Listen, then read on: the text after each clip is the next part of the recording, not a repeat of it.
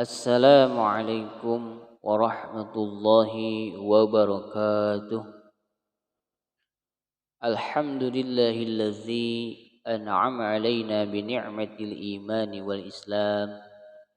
Asyhadu an la ilaha illallah wahdahu la syarika lah wa asyhadu anna sayyidana wa nabiyyana wa maulana Muhammadan abduhu wa rasuluh. Allahumma salli wa sallim ala sayyidina Muhammadin nurikas sari wa madadikal jari wajma'ni bihi fi kulli atwari wa ala alihi wa sahbihi ya nur.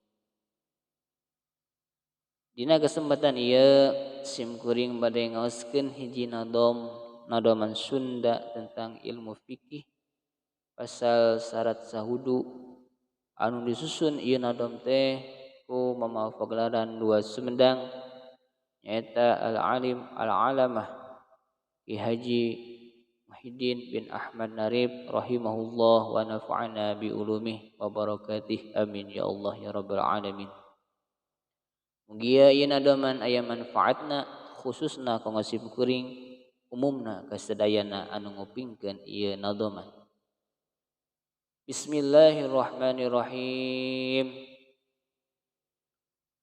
Ari syarat wudu 10 perkara, hiji Islam, 2 tamyiz boga kira, 3 suci tina nipas jeung palangan, 4 suci kulit tinu ngahalangan, 5 na bersih anggahotana tina barang nu sok ngowahkeun caina, kagenep nanyaho kaparduan wudu, 7 teu nekankeun sunat kanu fardu, kadalapan cai suci tur nyucikeun, kasalapan caina teh dikucurkeun, kasapuluh manjing waktu jeung mualah, mun jalma nu langgeng hadas bari shalah.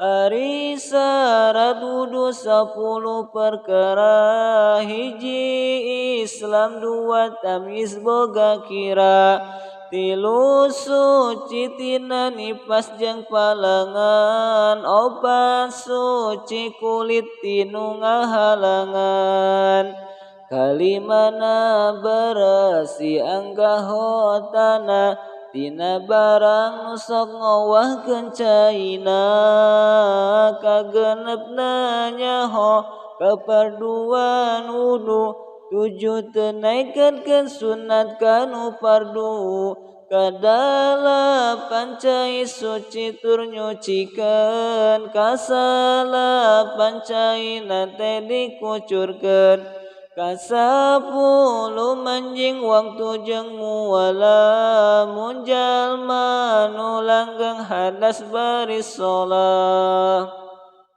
Wallahu a'lam bissawab. Akhirul kalam. Wassalamualaikum warahmatullahi wabarakatuh.